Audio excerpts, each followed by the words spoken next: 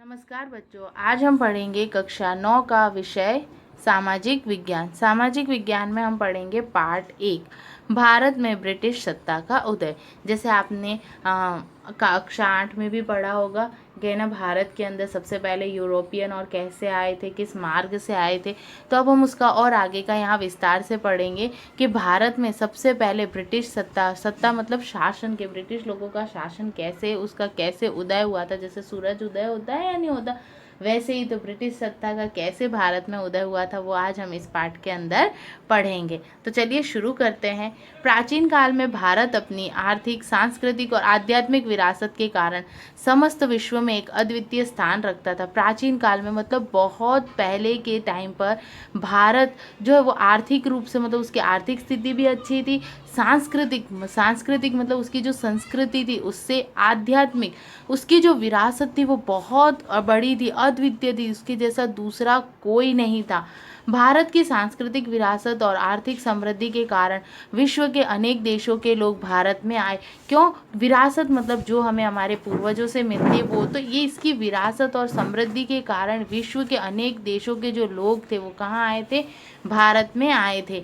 भारत के लोग भारत के गोल मिर्च, दालचीनी, गोल मिर्च आपने देखी है, ऐसी गोल गोल आती है, दालचीनी, लौंग, धनिया आदि गरम मसाला, और ये बच्चों सारे क्या है? गरम मसाले आपके मम्मी सब्जी में डालते हैं। तो इन गरम मसाले, लौंग आदि गरम मसालों, मलमल, रेशम कपड़ों और नील आदि की यूरोप के देशों में बहुत अधिक मांग थी। यूरोप के देशों में ये जो सारी चीज़ें उसकी बहुत अधिक मांग रहती थी। भारत और यूरोप के बीच व्यापार स्थल मार्ग तथा जल मार्ग से होता था। अब ये क्या बोल रहे हैं कि जो भारत है वो यूरोप के बीच का जो व्यापार है वो कहाँ से होता था? स्थल मार्ग और जल मार्ग। स्थल मार्ग का मतलब होता है सड़क के द्वारा, जल मार्ग मतलब पानी से था। और इस मार्ग का केंद्र तुर्कस्तान के स्थित इस्तंबुल, कॉन्स्टेंटिनोपल था। ठीक है, देखो जैसे यहाँ पर आपको दिखाई दे रहा होगा, ये स्थल मार्ग है। यहाँ से देखो ये पुर्तगाल, ये स्थल मार्ग है, ये तुर्कस्तान है। तुर्कस्तान से देखो कहाँ कहाँ आ रहे हैं? भारत आ रहे हैं। ठीक है, ये यहाँ हमारे भारत आ रहे हैं। और ये जल मार्ग था, ये क्या था? जल मार्ग। और उसका जो मेन केंद्र था वो क्या था? तुर्कस्तान। तुर्कस्तान के अंदर एक जगह थी इस्तंबुल, जो है कॉन्स्टेंटिनोपल। ईस्वी सन 1453, अब देखो कितना, अभी 2000 वाला चल रहा है ना सन, अभी ये 1453 में तुर्क मुसलमानों ने कॉन्स्टेंटिनोपल जीत लिया था। मुसलमानों ने क्या किया था? इसको जीत लिया था। इससे यूरोप वासियों के लिए इस्तंबुल होकर भारत आने वाला जलमार्ग बंद हो गया। ठीक है, तो यहाँ से जो मुसलमान थे उन्होंने क्या किया, ये जो हमारा तुर्कस्तान था, जो इस्तंबुल की जो जगह थी वहाँ पर उसको जीत लिया, इस जगह को जीत लिया। तो यहाँ से यूरोप वासियों का जो जल मार्ग के द्वारा यहाँ आने का रास्ता था वो क्या हो गया? बंद हो गया। यूरोप वासियों का काम गरम मसाले के बिना चलने वाला नहीं था। यूरोप वासियों को अपने खाने में स्वाद लाने के लिए गरम मसालों की बहुत ज़रूरत थी। अतः नए जल मार्ग की खोज करने की आवश्यकता पड़ी। अब उनको क्या करना पड़ा? नया जल मार्ग खोजना पड़ा, जिससे विश्व के भौगोलिक खोजों के युग का आरंभ हुआ। अब उसने क्या किया? देखो ये रास्ता बंद हो गया तो उन्होंने ये दूसरा रास्ता चुना, जिससे क्या हो? विश्व के अंदर और भौगोलिक, ये सब क्या है? भूगोल है, उन रास्तों की खोज का युग आरंभ हो गया। अलग अलग रास्तों से अलग अलग जगहों की खोज का आरंभ हुआ। अब है भारत आने के जल मार्ग की खोज। अब भारत में आने के लिए जल मार्ग की खोज किसने की थी, कैसे हुई थी, उसका चर्चा करते हैं। पुर्तगाल के राजा प्रिंस हेनरी की प्रेरणा। अब कौन थे? पुर्तगाल के राजा थे। कौन थे? Prince Henry.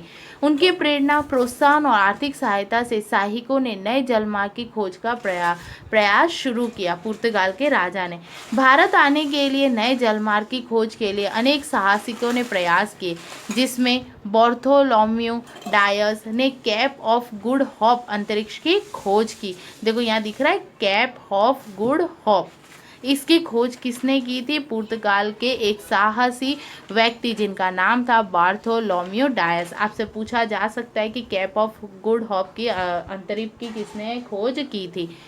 क्रिस्टोफर कोलंबस ने स्पेन के राजा की आर्थिक सहायता से नए जलमार्ग खोजने की साहस यात्रा आरंभ की।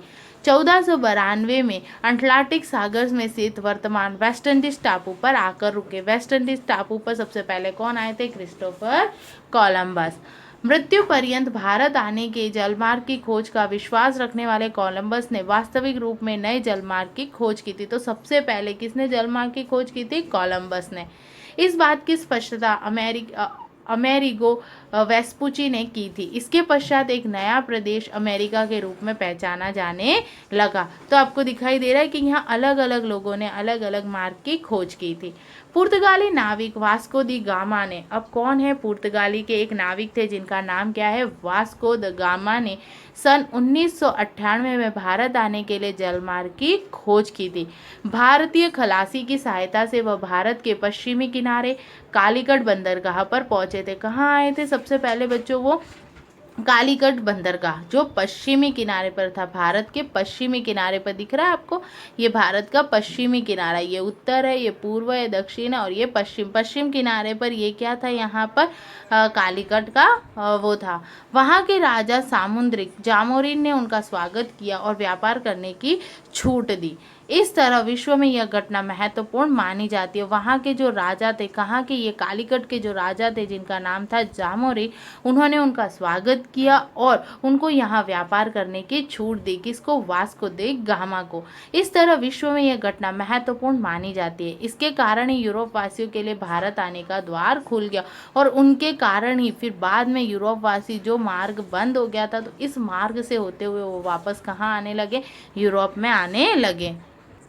फिर है भारत में यूरोपियों का आगमन। अब भारत के अंदर यूरोपियों का आगमन कैसे हुआ?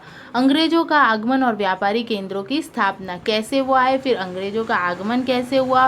व्यापारी केंद्रों की कैसे स्थापना हुई? वो है। ठीक है, तो आपको यहाँ पर दिखाई दे रहा है अलग अलग, यहाँ पर जैसे सूरत, दमन, मुंबई, गोवा, माहे, कालीकट, कोची। तो कालीकट में वास्तव की गामा आए थे, यहाँ पर उन्होंने उनको व्यापार करने की अनुमति दी थी। तो जो आपका ये स्टार है वहाँ पर आपके, ठीक है बच्चों, तो अंग्रेजों का जो आगमन और व्यापारी केंद्रों की स्थापना है वो कैसे हुई भारत में, वो हमने देखा। अब यहाँ पर आपको दिखाई दे रहा है इसके अंदर क्या है? ये जो जितने भी स्टार बना रखे वो क्या है? पुर्तगाली केंद्र है। तो यहाँ पर पुर्तगालियों ने देखो दीव, दमन, गोवा, कालीकट, कोची, यहाँ पर पुर्तगालियों ने अपने व्यापार को स्थापित किया। दूसरा है फ्रांसीसी केंद्र। फ्रांसीसी केंद्र कौन से? त्रिभुज, जैसे माही हो गया इस जगह पर। फिर है ब्रिटिश, तो ब्रिटिश का थे ये फोर्ट सेंटर, चेन्नई, मद्रास और इन सब है। देखो पांडुचेरी, करागिल, यहाँ सब क्या है? ये फ्रांसीसी केंद्र बने हुए हैं। ठीक है, तो ये आपको समझ में आया। तो यहाँ पर इन लोगों ने पश्चिम की तरफ से नीचे दक्षिण और पश्चिम और इस साइड में अपना क्या किया था? व्यापार की स्थापना की थी। भारत आने के जलमार्ग की खोज होने के पश्चात भारत में व्यापार करने के लिए सर्वप्रथम पुर्तगाली, जिनको क्या कहा गया? फिरंगी कहा गया। क्या कहा गया बच्चों? उनको फिरंगी नाम दिया गया। 100 वर्ष के समय में पुर्तगालियों ने, अब कितने वर्ष तक वो भारत में रहे थे पुर्तगाली? कौन आया था सबसे पहले पुर्तगाली? वास्को दी गामा ने। 100 वर्ष के समय में पुर्तगालियों ने दीव, दमन, गोवा, कोचीन, मलाक्का आदि प्रदेशों को अपने अधिकार में ले लिया। पुर्तगालियों ने क्या किया था बच्चों? गोवा, दीव, दमन, कोची, मलाक्का आदि जगह पर अपना अधिकार ले लिया था। पुर्तगालियों को व्यापार में मिली सहायता से प्रेरित होकर हॉलैंड के डच और डेनमार्क के डेनिश लोग भी भारत व्यापार करने आए। अब देखा कि पुर्तगालियों ने 100 साल में भारत के इतने सारी जगहों पर अपना व्यापार को बढ़ाया, तो हॉलैंड के जो डच लोग थे और डेनमार्क के जो डेनिश लोग थे वो भी यहाँ पर व्यापार करने आए। इंग्लैंड के व्यापारियों ने भारत के साथ व्यापार करने के लिए ईस्वी 1600 में ईस्ट इंडिया कंपनी की स्थापना की। और सबसे पहले व्यापार करने के लिए कंपनी की स्थापना किसने की थी? 1600 ईस्वी में ईस्ट इंडिया कंपनी की स्थापना इंग्लैंड ने की थी। इंग्लैंड की रानी एलिजाबेथ द्वारा ईस्ट इंडिया कंपनी को पूर्वी देशी के साथ व्यापार करने की स्वीकृति दिए जाने पर 1608 में कंपनी का प्रथम जहाज कप्तान विलियम हॉकिंस के नेतृत्व में सूरत आया।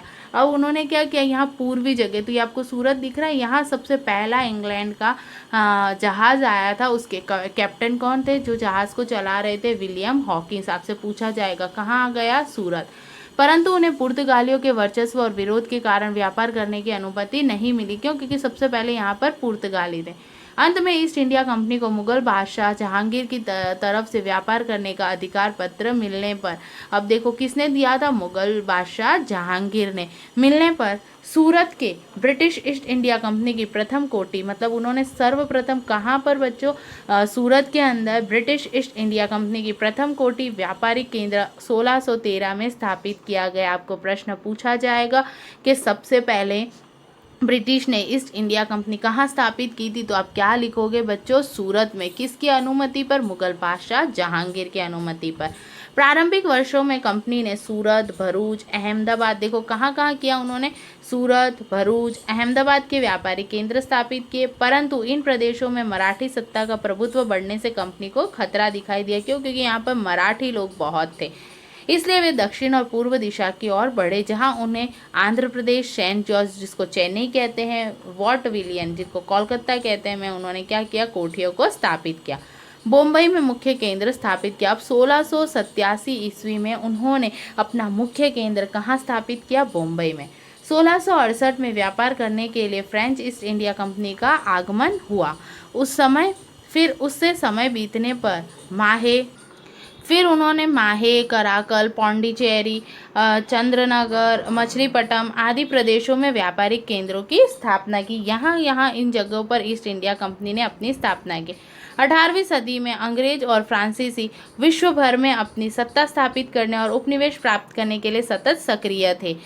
भारत में 1746 से 1763 के दौरान इन दोनों ब्रिटिश ईस्ट इंडिया कंपनी और फ्रेंच ईस्ट इंडिया, फिर कौन आए, फ्रेंच ईस्ट इंडिया कंपनी के बीच सत्ता स्थापित करने के लिए 3 कर्नाटक युद्ध हुए। क्या हुए कि 3 कर्नाटक युद्ध हुए, जिसमें फ्रेंच ईस्ट इंडिया कंपनी की पराजय होने, मतलब फ्रेंच ईस्ट इंडिया कंपनी खत्म हो गई और ब्रिटिश ईस्ट इंडिया कंपनी ने राज्य विस्तार का मार्ग प्रशस्त हुआ।